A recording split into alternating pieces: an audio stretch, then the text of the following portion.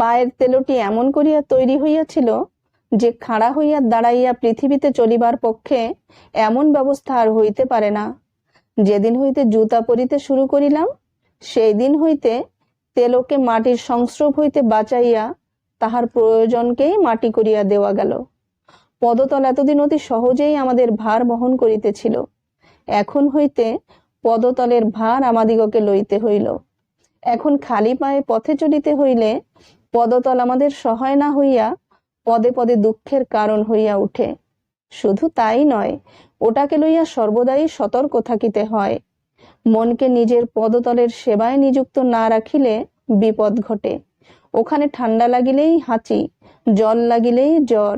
অবশেষে মোজা, চটি, গোড়তলা জুতা, বুট প্রভৃতি বিবিধ উপচারে এই প্রত্যঙ্গটির পূজা করিয়া ইহাকে সকল কর্মের বাহির করিয়া দেওয়া হয়।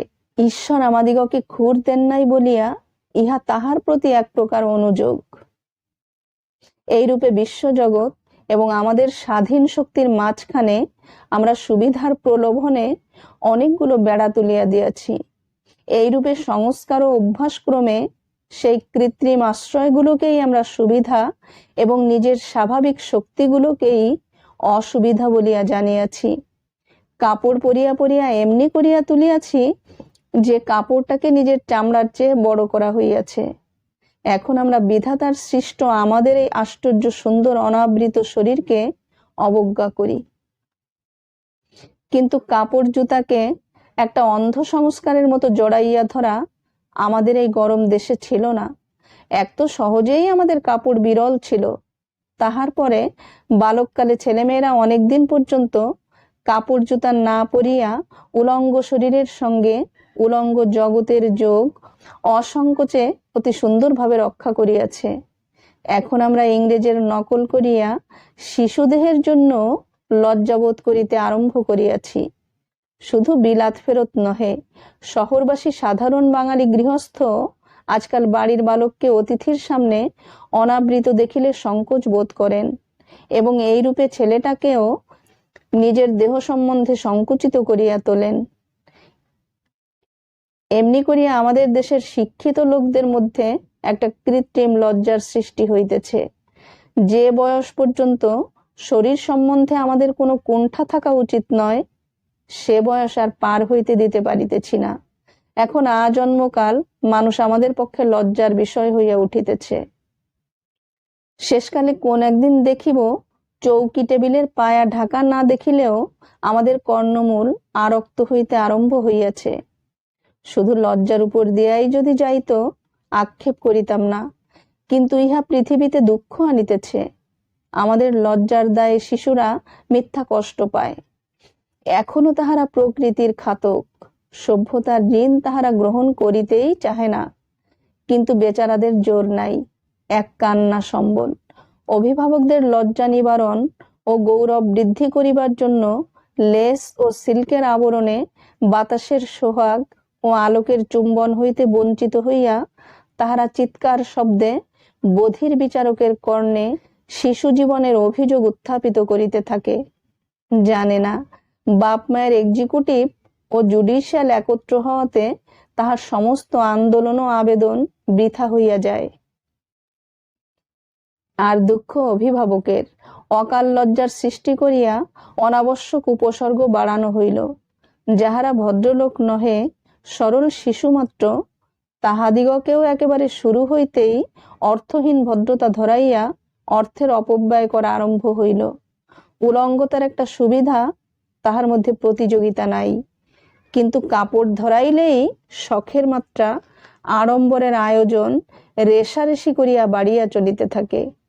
শিশুর নবনীত কোমল সুন্দর দেহ ধনাভিমান প্রকাশের উপলক্ষ হইয়া ওঠে। ভদ্রতার বোঝা অকারণে অপরিমিত হইতে থাকে। এ সমস্ত ডাক্তারির বা অর্থনীতির তর্ক তুলিব না, আমি শিক্ষার দিক হইতে বলিতেছি। মাটি, জল, বাতাস, আলোর সঙ্গে সম্পূর্ণ যোগ না থাকিলে শরীরের শিক্ষা সম্পূর্ণ হয় না। শীতে গ্রীষ্মে কোনো কালে আমাদের মুখটা ঢাকা থাকে না, তাই আমাদের মুখের চামড়া দেহের চামড়ার চেয়ে বেশি শিক্ষিত। অর্থাৎ বাহিরের সঙ্গে কি করিয়া আপনার সামঞ্জস্য রক্ষা করিয়া চলিতে হয় তাহা সে ঠিক জানে। সে আপনাতেই আপনি সম্পূর্ণ, তাহাকে কৃত্রিম আশ্রয় প্রায়ই লইতে হয় না। একথা বলা বাহুল্য, আমি ম্যানচেস্টারকে ফতুর করিবার জন্য ইংরেজের রাজ্যে উলঙ্গতা প্রচার করিতে বসি নাই। আমার কথা এই যে শিক্ষা করিবার একটা বয়স আছে, সেটা বাল্যকাল। সেই সময়টাতে আমাদের শরীর মনের পরিণতি সাধনের জন্য প্রকৃতির সঙ্গে আমাদের বাধাবিহীন যোগ থাকা চাই। সে সময়টা ঢাকাঢাকির সময় নয়, তখন সভ্যতা একেবারেই অনাবশ্যক। কিন্তু সেই বয়স হইতেই শিশুর সঙ্গে সভ্যতার সঙ্গে লড়াই আরম্ভ হইতেছে দেখিয়া বেদনা বোধ করি। শিশু আচ্ছাদন ফেলিয়া দিতে চায়, আমরা তাহাকে আচ্ছন্ন করিতে চাই। বস্তুত এ ঝগড়া তো শিশুর সঙ্গে নয়, এ ঝগড়া প্রকৃতির সঙ্গে। প্রকৃতির মধ্যে যে পুরাতন জ্ঞান আছে, তাহাই কাপড় পরাইবার সময় শিশুক্রন্দনের মধ্য হইতে প্রতিবাদ করিতে থাকে। আমরাই তো তাহার কাছে শিশু। যেমন করিয়া হোক, সভ্যতার সঙ্গে একটা রফা দরকার। অন্তত একটা বয়স পর্যন্ত সভ্যতার এলাকাকে সীমাবদ্ধ করা চাই। আমি খুব কম করিয়া বলিতেছি 7 বছর। সে পর্যন্ত শিশুর শয্যায় কাজ নাই, লজ্জায় কাজ নাই। সে পর্যন্ত বর্বরতার যে অত্যাবশ্যক শিক্ষা, তাহা প্রকৃতির হাতে সম্পন্ন হইতে দিতে হইবে। বালক তখন যদি পৃথিবী মায়ের কোলে গড়াইয়া ধুলামাটি না মাখিয়া লইতে পারে, তবে কবে তাহার সে সৌভাগ্য হইবে? সে তখন যদি গাছে চড়িয়া ফল পাড়িতে না পায়, তবে হতভাগা ভদ্রতার লোকলজ্জায় চিরজীবনের মতো গাছপালার সঙ্গে অন্তরঙ্গ সখ্য সাধনে বঞ্চিত হইবে। এই সময়টায় বাতাসে, আকাশ, মাঠ, গাছপালার দিকে তাহার শরীর মনের যে একটা অস্বাভাবিক টান আছে, সব জায়গা হইতেই তার যে একটা নিমন্ত্রণ আসে, সেটাতে যদি কাপড় চোপড়, দরজা দেওয়ালের ব্যাঘাত স্থাপন করা যায়, তবে ছেলেটার সমস্ত উদ্যম অবরুদ্ধ হইয়া তাহাকে ইচড়ে পাকায়। খোলা পাইলে যে উৎসাহ স্বাস্থ্যকর হইত, বদ্ধ হইয়া তাহাই দূষিত হইতে থাকে। ছেলেকে কাপড় পরাইলেই কাপড়ের জন্য তাহাকে সাবধানে রাখিতে হয়। ছেলেটার দাম আছে কিনা সে কথা সবসময় মনে থাকে না, কিন্তু দর্জির হিসাব ভোলা শক্ত। এই কাপড় ছিঁড়িল, এই কাপড় ময়লা হইল, আহা সেদিন এত টাকা দিয়ে এমন সুন্দর জামা করাইয়া দিলাম, লক্ষ্মী ছাড়া ছেলে, কোথা হইতে তাহাতে কালি মাখাইয়া আনিল।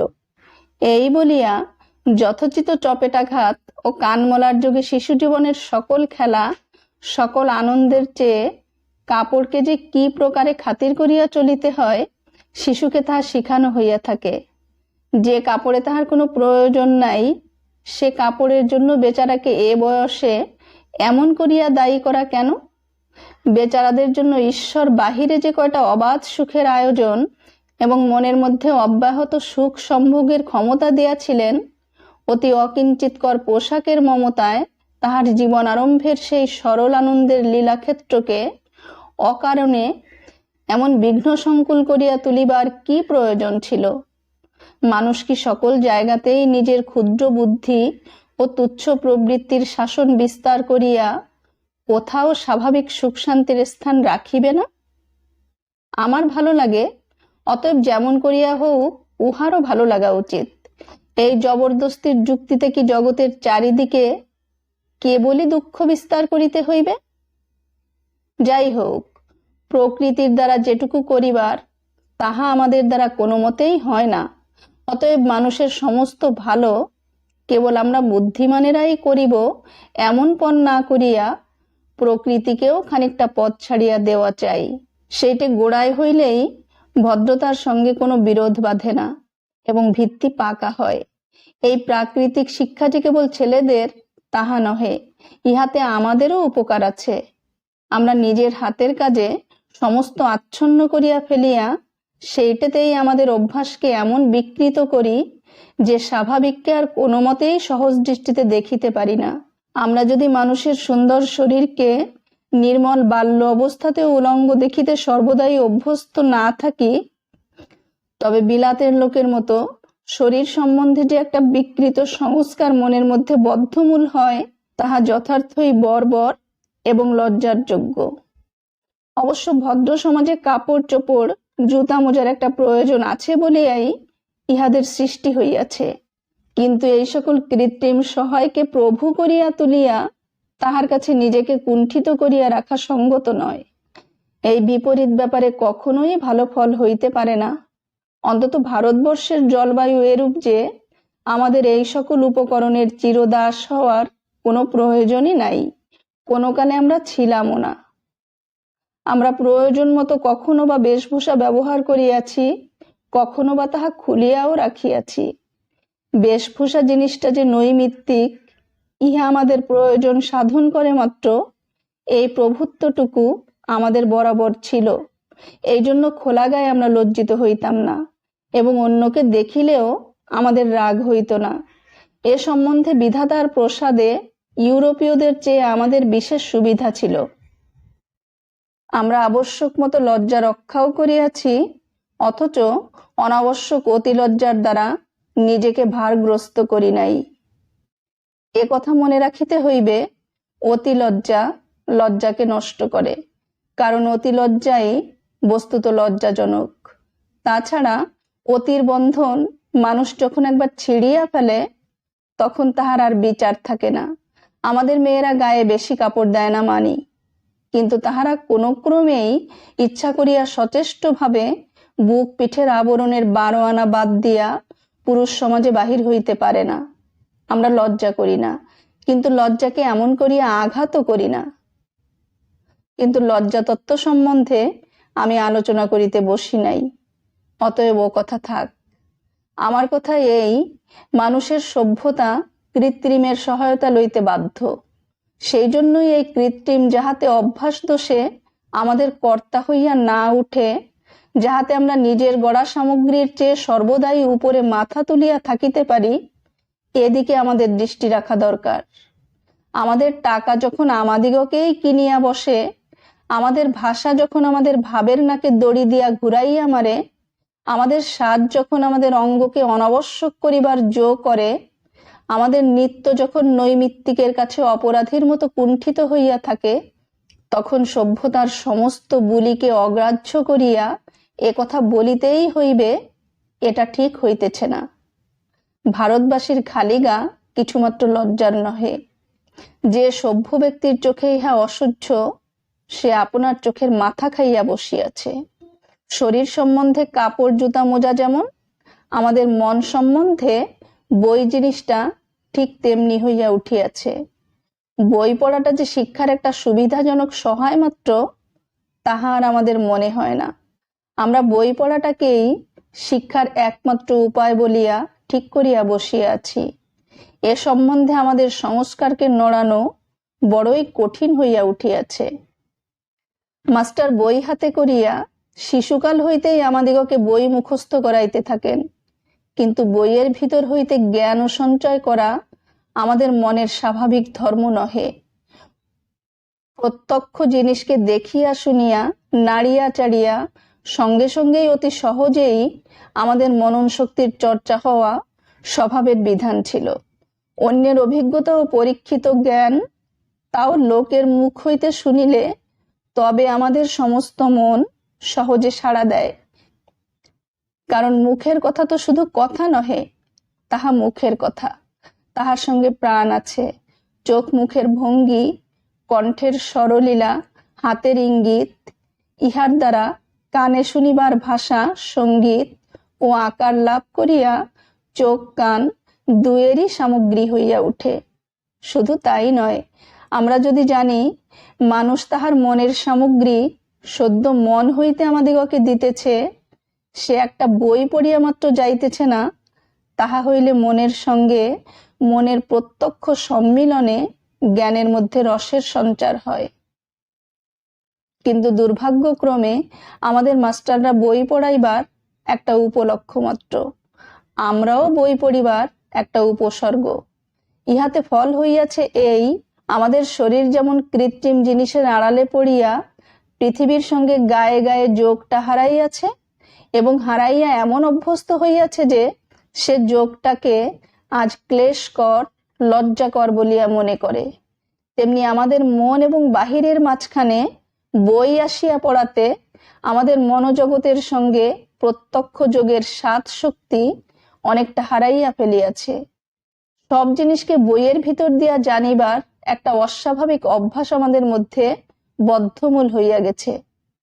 পাশে যে জিনিসটা আছে সেইটাকেই জানিবার জন্য বইয়ের মুখ তাকাইয়া থাকিতে হয়। নবাবের গল্প শুনিয়াছি, জুতাটা ফিরাইয়া দিবার জন্য চাকরের অপেক্ষা করিয়া শত্রু হস্তে বন্দী হইয়াছিল।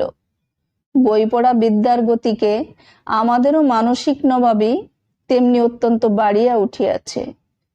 তুচ্ছ বিষয়টুকুর জন্য বই নহিলে মন আশ্রয় পায় না। বিকৃত সংস্কারের দোষে এইরূপ নবাবিয়ানা আমাদের কাছে লজ্জাকর না হইয়া গৌরবজনক হইয়া উঠে, এবং বইয়ের ভিতর দিয়া জানাকেই আমরা পাণ্ডিত্য বলিয়া গর্ব করি। জগৎকে আমরা মন দিয়া ছুঁই না, বই দিয়া ছুঁই। মানুষের জ্ঞান ও ভাবকে বইয়ের মধ্যে সঞ্চিত করিবার যে একটা প্রচুর সুবিধা আছে, সে কথা কেহই অস্বীকার করিতে পারে না। কিন্তু সেই সুবিধার দ্বারা মনের স্বাভাবিক শক্তিকে একেবারে আচ্ছন্ন করিয়া ফেলিলে বুদ্ধিকে বাবু করিয়া তোলা হয়। বাবু নামক জীব চাকর বাকর জিনিসপত্রের সুবিধার অধীন। নিজের চেষ্টা প্রয়োগে যেটুকু কষ্ট, যেটুকু কাঠিন্য আছে, সেটুকুতেই যে আমাদের সুখ সত্য হয়, আমাদের লাভ মূল্যবান হইয়া উঠে, বাবু তাহা বোঝে না। বই পড়া বাবু আনাতেও জ্ঞানকে নিজে পাওয়ার যে একটা আনন্দ, সত্যকে তাহার যথাস্থানে কঠিন প্রেম আভিসারের দ্বারায় লাভ করার যে একটা সার্থকতা, তাহা থাকে না। ক্রমে মনের সেই স্বাভাবিক স্বাধীন শক্তিটাই মরিয়া যায়। সুতরাং সেই শক্তি চালনার সুখটাও থাকে না, বরঞ্চ চালনা করিতে বাধ্য হইলে তাহা কষ্টের কারণ হইয়া উঠে। এই রূপে বই পড়ার আবরণে মন শিশুকাল হইতে আপদমস্তক আবৃত হওয়াতে আমরা মানুষের সঙ্গে সহজভাবে মেলামেশা করিবার শক্তি হারাইতেছি। আমাদের কাপড় পরা শরীরের যেমন একটা সংকোচ জন্মিয়াছে, আমাদের মনেরও তেমনি ঘটিয়াছে। সে বাহিরে আসিতেই চায় না। লোকজনদের সহজে আদর অভ্যর্থনা করে তাহাদের সঙ্গে আপনভাবে মিলিয়া কথাবার্তা কওয়া আমাদের শিক্ষিত লোকের পক্ষে ক্রমশই কঠিন হইয়া উঠিতেছে। তাহা আমরা লক্ষ্য করিয়া দেখিয়াছি। আমরা বইয়ের লোককে চিনি, পৃথিবীর লোককে চিনি না। বইয়ের লোক আমাদের পক্ষে মনোহর, পৃথিবীর লোক শ্রান্তিকর। আমরা বিরাট সভায় বক্তৃতা করিতে পারি, কিন্তু জনসাধারণের সঙ্গে কথা কহিতে পারি না। যখন আমরা বড় কথা, বইয়ের কথা লইয়া আলোচনা করিতে পারি, কিন্তু সহজ আলাপ, সামান্য কথা আমাদের মুখ দিয়া ঠিকমতো বাহির হইতে চায় না, তখন বুঝিতে হইবে দৈব দুর্যোগে আমরা পণ্ডিত হইয়া উঠিয়াছি, কিন্তু আমাদের মানুষটি মারা গেছে। মানুষের সঙ্গে মানুষ ভাবে আমাদের অবধারিত গতিবিধি থাকিলে ঘরের বার্তা, সুখ দুঃখের কথা, ছেলেপুলের খবর, প্রতিদিনের আলোচনা আমাদের পক্ষে সহজ ও সুখকর হয়। বইয়ের মানুষ তৈরি করা কথা বলে। তাহারা যে সকল কথায় হাসে, তাহা প্রকৃত পক্ষেই হাস্যরসাত্মক। তাহারা যাহাতে কাঁদে, তাহা করুণ রসের সার। কিন্তু সত্যকার মানুষটি রক্তমাংসের প্রত্যক্ষ গোচর মানুষ, সেইখানেই যে তাহার সমস্ত জড়িত। এই জন্য তাহার কথা, তাহার হাসি কান্না অত্যন্ত পয়লা নম্বরের না হইলেও চলে। বস্তুত সে স্বভাবত যাহা, তাহার চেয়ে বেশি হইবার আয়োজন না করিলেই সুখের বিষয় হয়। মানুষ বই হইয়া উঠিবার চেষ্টা করিলে তাহাতে মানুষের স্বাদ নষ্ট হইয়া যায়। চাণক্য বুঝি বলিয়া গেছেন, বিদ্যা যাহাদের নাই, তাহারা সভা মধ্যে ন শোভন্তে। কিন্তু সভা তো চিরকাল চলে না। এক সময়ে তো সভাপতিকে ধন্যবাদ দিয়া আলো নিবাইয়া দিতেই হয়। মুশকিল এই যে আমাদের দেশের এখনকার বিদ্বানরা সভার বাহিরে ন শোভন্তে। তাহারা বই পড়ার মধ্যে মানুষ, তাই মানুষের মধ্যে তাহাদের কোনো সোয়াস্তি নাই। এরূপ অবস্থার স্বাভাবিক পরিণাম নিরানন্দ। একটা সৃষ্টি ছাড়া মানসিক ব্যাধি ইউরোপের সাহিত্য সমাজে সর্বত্র প্রকাশ পাইতেছে। লোকের স্নায়ু বিকল হইয়া গেছে, জীবনের স্বাদ চলিয়া গেছে, নব নব উত্তেজনা সৃষ্টি করিয়া নিজেকে ভুলাইবার চেষ্টা চলিতেছে। এই অসুখ, এই বিকলতা যে কিসের জন্য কিছুই বুঝিবার জো নাই। এই অবসাদ মেয়ে পুরুষ উভয়কেই পাইয়া বসিয়াছে। স্বভাব হইতে ক্রমশই অনেক দূরে চলিয়া যাওয়া ইহার কারণ। কৃত্রিম সুবিধা উত্তরোত্তর আকাশ প্রমাণ হইয়া জগতের জীবকে জগৎ ছাড়া করিয়া দিয়াছে। পুঁথির মধ্যে মন, আসবাবের মধ্যে শরীর প্রচ্ছন্ন হইয়া আত্মার সমস্ত দরজা জানলাগুলোকে অবরুদ্ধ করিয়াছে। যাহা সহজ, যাহা নিত্য, যাহা মূল্যহীন বলিয়াই সর্বাপেক্ষা মূল্যবান, তাহার সঙ্গে আনাগোনা বন্ধ হওয়াতে তাহা গ্রহণ করিবার ক্ষমতা চলিয়া গেছে। যে সকল জিনিস উত্তেজনার নব নব তাড়নায় উদ্ভাবিত হইয়া 2-4 দিন ফ্যাশনের আবর্তে আবিল হইয়া উঠে এবং তাহার পরেই অনাদরে আবর্জনার মধ্যে জমা হইয়া সমাজের বাতাসকে দূষিত করে, তাহাই কেবল পুনঃ পুনঃ লক্ষ লক্ষ গুণী ও মজুরের চেষ্টাকে সমস্ত সমাজ জুড়িয়া ঘানির বলদের মতো ঘুরাইয়া মারিতেছে। এক বই হইতে আর এক বই উৎপন্ন হইতেছে, এক কাব্যগ্রন্থ হইতে আর এক কাব্যগ্রন্থের জন্ম। একজনের মত মুখে মুখে সহস্র লোকের মত হইয়া দাঁড়াইতেছে। অনুকরণ হইতে অনুকরণের প্রবাহ চলিয়াছে। এমনি করিয়া পুঁথি ও কথার অরণ্য মানুষের চারদিকে নিবিড় হইয়া উঠিতেছে। প্রাকৃতিক জগতের সঙ্গে ইহার সম্বন্ধ ক্রমশই দূরে চলিয়া যাইতেছে। মানুষের অনেকগুলি মনের ভাব উৎপন্ন হইতেছে, যাহা কেবল পুঁথির সৃষ্টি। এই সকল বাস্তবতা বর্জিত ভাবগুলো ভূতের মতো মানুষকে পাইয়া বসে, তাহার মনের স্বাস্থ্য নষ্ট করে, তাহাকে অত্যুক্তি এবং আতিশয্যের দিকে লইয়া যায়। সকলে মিলিয়া ক্রমাগতই একই ধোঁয়া ধরিয়া কৃত্রিম উৎসাহের দ্বারা সত্যের পরিমাণ নষ্ট করিয়া তাহাকে মিথ্যা করিয়া তোলে। দৃষ্টান্ত স্বরূপে বলিতে পারি প্যাট্রিয়টিজম নামক পদার্থ। ইহার মধ্যে যেটুকু সত্য ছিল, প্রতিদিন সকলে পড়িয়া সেটাকে তুলা ধুনিয়া একটা প্রকাণ্ড মিথ্যা করিয়া তুলিয়াছে। এখন এই তৈরি বুলিটাকে প্রাণপণ চেষ্টায় সত্য করিয়া তুলিবার জন্য কত কৃত্রিম উপায়, কত অলীক উদ্দীপনা, কত অন্যায় শিক্ষা, কত গড়িয়া তোলা বিদ্বেষ, কত কূট যুক্তি, কত ধর্মের বান সৃষ্ট হইতেছে, তাহার সীমা সংখ্যা নাই। এই সকল স্বভাবভ্রষ্ট কুহেলিকার মধ্যে মানুষ বিভ্রান্ত হয়। সরল ও উদার, প্রশান্ত ও সুন্দর হইতে সে কেবল দূরে চলিয়া যাইতে থাকে। কিন্তু বুলির মোহ ভাঙানো বড় শক্ত। বস্তুকে আক্রমণ করিয়া ভূমিসাৎ করা যায়, বুলির গায়ে ছুরি বসে না। এই জন্য বুলি লইয়া মানুষে মানুষে যত ঝগড়া, যত রক্তপাত হইয়াছে, এমন তো বিষয় লইয়া হয় নাই। সমাজে সরল অবস্থায় দেখিতে পাই, লোকে যেটুকু জানে তাহা মানে, সেটুকুর প্রতি তাহাদের নিষ্ঠা অটল। তাহার জন্য ত্যাগ স্বীকার, কষ্ট স্বীকার তাহাদের পক্ষে সহজ। ইহার কতকগুলি কারণ আছে, কিন্তু একটি প্রধান কারণ, তাহাদের হৃদয় মন মতের দ্বারা আবৃত হইয়া যায় নাই। যতটুকু সত্য বলিয়া গ্রহণ করিবার অধিকার ও শক্তি তাহাদের আছে, ততটুকুই তাহারা গ্রহণ করিয়াছে। মন যাহা সত্যরূপে গ্রহণ করে, হৃদয় তাহার জন্য অনেক ক্লেশ অনায়াসেই সহিতে পারে। সেটাকে সে বাহাদুরি বলিয়া মনেই করে না। সভ্যতার জটিল অবস্থায় দেখা যায় মতের বহুতর স্তর জমিয়া গেছে। কোনোটা চার্চের মত, চর্চার মত নহে। কোনোটা সভার মত, ঘরের মত নহে। কোনোটা দলের মত, অন্তরের মত নহে। কোনো মতে চোখ দিয়া জল বাহির হয়, পকেট হইতে টাকা বাহির হয় না। কোনো মতে টাকাও বাহির হয়, কাজও চলে, কিন্তু হৃদয়ে তার স্থান নাই, ফ্যাশনে তাহার প্রতিষ্ঠা। এই সকল অবিশ্রাম উৎপন্ন ভুরি ভুরি সত্য বিকারের মাঝখানে পড়িয়া মানুষের মন সত্য মতকেও অবিচলিত সত্যরূপে গ্রহণ করিতে পারে না। এই জন্য তাহার আচরণ সর্বত্র সর্বতোভাবে সত্য হইতে পারে না। সে সরলভাবে আপন শক্তি ও প্রকৃতি অনুযায়ী কোনো পন্থা নির্বাচন করিবার অবকাশ না পাইয়া বিভ্রান্তভাবে দশের কথায় পুনরাবৃত্তি করিতে থাকে। অবশেষে কাজের বেলায় তাহার প্রকৃতির মধ্যে বিরোধ বাঁধিয়া যায়। সে যদি নিজের স্বভাবকে নিজে পাইত, তবে সেই স্বভাবের ভিতর দিয়া যাহা কিছু পাইত, তাহা ছোট হোক বড় হোক খাঁটি জিনিস হইত। তাহাকে সম্পূর্ণ বল দিত, সম্পূর্ণ আশ্রয় দিত।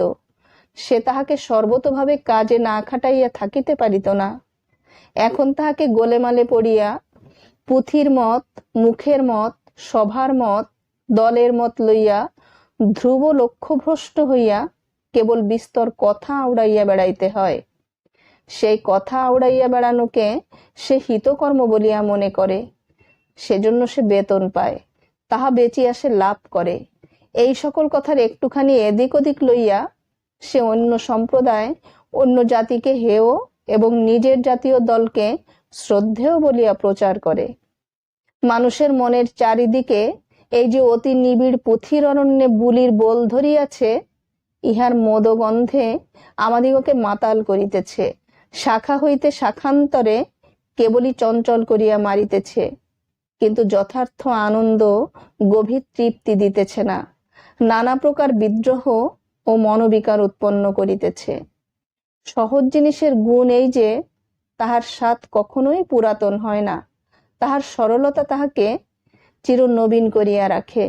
যাহা যথার্থ স্বভাবের কথা, তাহা মানুষ যতবার বলিয়াছে ততবারই নূতন লাগিয়াছে। পৃথিবীতে গুটি 2-3 মহাকাব্য আছে, যাহা সহস্র বৎসরেও ম্লান হয় নাই। নির্মল জলের মতো তাহা আমাদের পিপাসা হরণ করিয়া তৃপ্তি দেয়। মদের মতো তাহা আমাদিগকে উত্তেজনার ডগার উপরে তুলিয়া শুষ্ক অবসাদের মধ্যে আছাড় মারিয়া ফেলে না। সহজ হইতে দূরে আসিলেই একবার উত্তেজনা ও একবার অবসাদের মধ্যে কেবলই ঢেকি কোটা হইতে হয়। উপকরণ বহুল অতি সভ্যতার ইহাই ব্যাধি। এই জঙ্গলের ভিতর দিয়া পথ বাহির করিয়া, এই রাশিকৃত পুঁথি ও বচনের আবরণ ভেদ করিয়া সমাজের মধ্যে, মানুষের মনের মধ্যে স্বভাবের বাতাস ও আলোক আনিবার জন্য মহাপুরুষ এবং হয়তো মহাবিপ্লবের প্রয়োজন হইবে। অত্যন্ত সহজ কথা, অত্যন্ত সরল সত্যকে হয়তো রক্ত সমুদ্র পাড়ি দিয়া আসিতে হইবে। যাহা আকাশের মতো ব্যাপক, যাহা বাতাসের মতো মূল্যহীন, তাহাকে কিনিয়া উপার্জন করিয়া লইতে হয়তো প্রাণ দিতে হইবে। ইউরোপের মনোরাজ্যে ভূমিকম্প ও অগ্নুৎপাতের অশান্তি মাঝে মাঝে প্রায়ই দেখা দিতেছে। স্বভাবের সঙ্গে জীবনের, বহিঃপ্রকৃতির সঙ্গে অন্তঃপ্রকৃতির প্রকাণ্ড অসামঞ্জস্যই ইহার কারণ। কিন্তু ইউরোপের এই বিকৃতি কেবল অনুকরণের দ্বারা, কেবল ছোঁয়াচ লাগিয়া আমরা পাইতেছি। ইহা আমাদের দেশজ নহে। আমরা শিশুকাল হইতে বিলাতি বই মুখস্থ করিতে লাগিয়া গেছি, যাহা আবর্জনা তাহাও লাভ মনে করিয়া লইতেছি। আমরা যে সকল বিদেশি বুলি সর্বদাই অসন্দিগ্ধ মনে পরম শ্রদ্ধার সঙ্গে ব্যবহার করিয়া চলিতেছি, জানি না তাহার প্রত্যেকটিকে অবিশ্বাসের সহিত আদি সত্যের নিকষ পাথরে ঘষিয়া যাচাই করিয়া লওয়া চাই। তাহার 12 আনা কেবল পুঁথির সৃষ্টি, কেবল তাহারা মুখে মুখেই বৃদ্ধি পাইয়া চলিয়াছে। 10 জনে পরস্পরের অনুকরণ করিয়া বলিতেছে বলিয়া আর 10 জনে তাহাকে ধ্রুব সত্য বলিয়া গণ্য করিতেছে। আমরাও সেই সকল বাধিগত এমন করিয়া ব্যবহার করিতেছি যেন তাহার সত্য আমরা আবিষ্কার করিয়াছি, যেন তাহা বিদেশি স্কুল মাস্টারের আবৃত্তির জড় প্রতিধ্বনি মাত্র নহে। আবার যাহারা নূতন পড়া আওড়াইতেছে, তাহাদের উৎসাহ কিছু বেশি হইয়া থাকে। সুশিক্ষিত টিয়া পাখি যত উচ্চস্বরে কানে তালা ধরায়, তাহার শিক্ষকের গলা তত চড়া নয়। শোনা যায়, যেসব জাতির মধ্যে বিলাতি সভ্যতা নূতন প্রবেশ করে, তাহারা বিলাতের মদ ধরিয়া একেবারে মারা পড়িবার জো হয়। অথচ যাহাদের অনুকরণে তাহারা মদ ধরে, তাহারা মদে এত বেশি অভিভূত হয় না। তেমনি দেখা যায়, যে সকল কথার মোহে কথার সৃষ্টিকর্তারা অনেকটা পরিমাণে অবিচলিত থাকে, আমরা তাহাতে একেবারে ধরাশায়ী হইয়া যাই। সেদিন কাগজে দেখিলাম, বিলাতের কোনো এক সভায় আমাদের দেশি লোকেরা একজনের পর আর একজন উঠিয়া ভারতবর্ষে স্ত্রী শিক্ষার অভাব ও সেই অভাব পূরণ সম্বন্ধে অতি পুরাতন বিলাতি বুলি দাঁড়ের পাখির মতো আওড়াইয়া গেলেন। শেষকালে একজন ইংরেজ উঠিয়া ভারতবর্ষের মেয়েদের ইংরেজি কায়দায় শেখানোই যে একমাত্র শিক্ষা নামের যোগ্য এবং সেই শিক্ষাই আমাদের স্ত্রীলোকের পক্ষে যে একমাত্র শ্রেয়, সে সম্বন্ধে সন্দেহ প্রকাশ করিলেন। আমি দুই পক্ষের তর্কের সত্য মিথ্যা সম্বন্ধে কোনো কথা তুলিতেছি না, কিন্তু বিলাতে প্রচলিত দস্তুর ও মত যে গন্ধমাদনের মতো আদ্যপান্ত উৎপাটন করিয়া আনিবার যোগ্য, এ সম্বন্ধে আমাদের মনে বিচার মাত্র উপস্থিত হয় না। তাহার কারণ ছেলেবেলা হইতে এসব কথা আমরা পুঁথি হইতেই শিখিয়াছি এবং আমাদের যাহা কিছু শিক্ষা সমস্তই পুঁথির শিক্ষা। বুলিও পুঁথির বিবরের মধ্যে প্রবেশ করিয়া আমাদের দেশেও শিক্ষিত লোকের মধ্যে নিরানন্দ দেখা দিয়াছে। কোথায় হৃদ্যতা, কোথায় মেলামেশা, কোথায় সহজ হাস্য কৌতুক। জীবনযাত্রার ভার বাড়িয়া গেছে বলিয়াই যে এতটা অবসন্নতা, তাহা নহে। সে একটা কারণ বটে, সন্দেহ নাই। আমাদের সহিত সর্বপ্রকার সামাজিক যোগবিহীন আত্মীয়তা শূন্য রাজশক্তির অহরহ অলক্ষ্য চাপও আর একটা কারণ। কিন্তু সেই সঙ্গে আমাদের অত্যন্ত কৃত্রিম লেখাপড়ার তাড়নাও কম কারণ নহে। নিতান্ত শিশুকাল হইতে তাহার পেশন আরম্ভ হয়। এই জ্ঞান লাভের সঙ্গে মনের সঙ্গে যোগ অতি অল্প। এ জ্ঞান আনন্দের জন্য নহে, এ কেবল প্রাণের দায়ে এবং কতকটা মানের দায়েও বটে। আমরা মন খাটাইয়া সজীবভাবে যে জ্ঞান উপার্জন করি, তাহা আমাদের মজ্জার সঙ্গে মিশিয়া যায়। বই মুখস্থ করিয়া যাহা পাই, তাহা বাহিরে জড়ো হইয়া সকলের সঙ্গে আমাদের বিচ্ছেদ ঘটায়।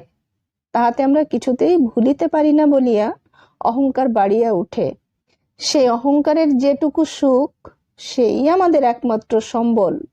নহিলে জ্ঞানের স্বাভাবিক আনন্দ আমরা যদি লাভ করিতাম, তবে এতগুলি শিক্ষিত লোকের মধ্যে অন্তত গুটি কয়েককেও দেখিতে পাইতাম, যাহারা জ্ঞানচর্চার জন্য নিজের সমস্ত স্বার্থকে খর্ব করিয়াছেন।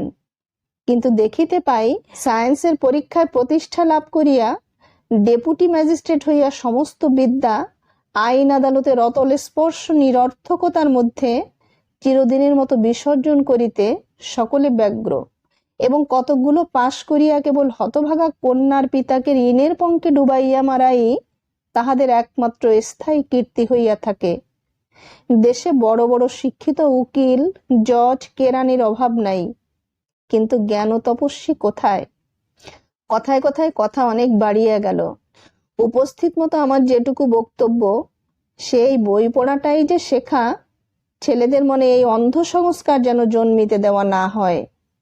প্রকৃতির অক্ষয় ভাণ্ডার হইতেই যে বইয়ের সঞ্চয় আহরিত হইয়াছে, অন্তত হওয়া উচিত, এবং সেখানে যে আমাদেরও অধিকার আছে, এ কথা পদে পদে জানানো চাই। বইয়ের দৌরাত্ম্য অত্যন্ত বেশি হইয়াছে বলিয়াই বেশি করিয়া জানানো চাই। এদেশে অতি পুরাকালে যখন লিপি প্রচলিত ছিল, তখনও তপবনে পুঁথি ব্যবহার হয় নাই। তখনও গুরু শিষ্যকে মুখে মুখেই শিক্ষা দিতেন, এবং ছাত্র তাহা খাতায় নহে মনের মধ্যেই লিখিয়া লইত। এমনি করিয়া এক দীপশিখা হইতে আর এক দীপশিখা জ্বলিত। এখন ঠিক এমনটি হইতে পারে না, কিন্তু যথাসম্ভব ছাত্রদিগকে পুঁথির আক্রমণ হইতে রক্ষা করিতে হইবে। পারতপক্ষে ছাত্রদিগকে পরের রচনা পড়িতে দেওয়া নহে। তাহারা গুরুর কাছে যাহা শিখিবে, তাহাদের নিজেকে দিয়া তাহাই রচনা করিয়া লইতে হইবে। এই স্বরচিত গ্রন্থই তাহাদের গ্রন্থ। এমন হইলে তাহারা মনেও করিবে না গ্রন্থগুলো আকাশ হইতে পড়া বেদ বাক্য। আর্যরা মধ্য এশিয়া হইতে ভারতে আসিয়াছেন। খ্রিস্ট জন্মের 2000 বৎসর পূর্বে বেদ রচনা হইয়াছে। এই সকল কথা আমরা বই হইতে পড়িয়াছি। বইয়ের অক্ষরগুলো কাটকুটহীন, নির্বিকার। তাহারা শিশু বয়সে আমাদের উপরে সম্মোহন প্রয়োগ করে। তাই আমাদের কাছে এ সমস্ত কথা একেবারে দৈববাণীর মতো। ছেলেদের প্রথম হইতেই জানাইতে হইবে, এই সকল আনুমানিক কথা কতগুলো যুক্তির উপর নির্ভর করিতেছে। সেই সকল যুক্তির মূল উপকরণগুলি যথাসম্ভব তাহাদের সম্মুখে ধরিয়া নিজেদের অনুমান শক্তির উদ্রেক করিতে হইবে। বইগুলো যে কি করিয়া তৈরি হইতে থাকে, তাহা প্রথম হইতেই অল্পে অল্পে ক্রমে ক্রমে তাহারা নিজেদের মনের মধ্যে অনুভব করিতে থাকুক, তাহা হইলে এই বইয়ের যথার্থ ফল তাহারা পাইবে, অথচ তাহার অন্ধ শাসন হইতে মুক্তি লাভ করিতে পারিবে এবং নিজের স্বাধীন উদ্যমের দ্বারা জ্ঞান লাভ করিবার যে স্বাভাবিক মানসিক শক্তি, তাহা ঘাড়ের উপরে বাহির হইতে বোঝা চাপানো বিদ্যার দ্বারায় আচ্ছন্ন ও অভিভূত হইবে না। বইগুলোর উপরে মনের কর্তৃত্ব অক্ষুণ্ণ থাকিবে। বালক অল্পমাত্র যেটুকু শিখিবে, তখনই তাহা প্রয়োগ করিতে শিখিবে। তাহা হইলে শিক্ষা তাহার উপরে চাপিয়া বসিবে না, শিক্ষার উপর সেই চাপিয়া বসিবে। এ কথায় সায় দেয়া যাইতে অনেকে দ্বিধা করেন না, কিন্তু কাজে লাগাইবার বেলা আপত্তি করেন। তাহারা মনে করেন বালকদিগকে এমন করিয়া শিক্ষা দেওয়া অসম্ভব। তাহারা যাহাকে শিক্ষা বলেন, তাহা এমন করিয়া দেওয়া অসম্ভব বটে। তাহারা কতগুলো বই ও কতগুলা বিষয় বাঁধিয়া দেন, নির্দিষ্ট সময়ের মধ্যে নির্দিষ্ট প্রণালীতে তাহার পরীক্ষা লওয়া হয়। ইহাকেই তাহারা বিদ্যা শিক্ষা দেওয়া বলেন, এবং যেখানে সেইরূপ শিক্ষা দেওয়া হয় তাহাকেই বিদ্যালয় বলা হয়। বিদ্যা জিনিসটা যেন একটা স্বতন্ত্র পদার্থ। শিশুর মন হইতে সেটাকে যেন তফাৎ করিয়া দেখিতে হয়। সেটা যেন বইয়ের পাতা এবং অক্ষরের সংখ্যা। তাহাতে ছাত্রের মন যদি পিষিয়া যায়, সে যদি পুঁথির গোলাম হয়, তাহার স্বাভাবিক বুদ্ধি যদি অভিভূত হইয়া পড়ে, সে যদি নিজের প্রাকৃতিক ক্ষমতাগুলি চালনা করিয়া জ্ঞান অধিকার করিবার শক্তি অনভ্যাস ও উৎপীড়ন বশত চিরকালের মতো হারায়, তবু ইহা বিদ্যা। কারণ ইহা এতটুকু ইতিহাসের অংশ, এতগুলি ভূগোলের পাতা, এত কটা অঙ্ক এবং এতটা পরিমাণ বিএলএ, ব্লে, সিএলএ, ক্লে। শিশুর মন যতটুকু শিক্ষার উপরে সম্পূর্ণ কর্তৃত্ব লাভ করিতে পারে, অল্প হইলেও সেইটুকু শিক্ষাই শিক্ষা। আর যাহা শিক্ষা নাম ধারণ করিয়া তাহার মনকে আচ্ছন্ন করিয়া দেয়, তাহাকে পড়ানো বলিতে পারো, কিন্তু তাহা শেখানো নহে। মানুষের পরে মানুষ অনেক অত্যাচার করিবে জানিয়াই বিধাতা তাহাকে শক্ত করিয়া গড়িয়াছেন। সেই জন্য গুরুপাক অখাদ্য খাইয়া অজীর্ণে ভুগিয়াও মানুষ বাঁচিয়া থাকে, এবং শিশুকাল হইতে শিক্ষার দুর্বিষহ উৎপীড়ন সহ্য করিয়াও সে খানিকটা পরিমাণে বিদ্যা লাভও করে এবং তাহা লইয়া গর্বও করিতে পারে। এই তাড়নায় পীড়নে তাহাকে যে কতটা লোকসান দিতে হয়, কি বিপুল মূল্য দিয়া সে যে কত অল্পই ঘরে আনিতে পায়, তাহা কেহ বা বুঝেন না, কেহ বা বুঝেন স্বীকার করেন না, কেহ বা বুঝেন ও স্বীকার করেন, কিন্তু কাজের বেলায় যেমন চলিয়া আসিতেছে তাহাই চালাইতে থাকেন।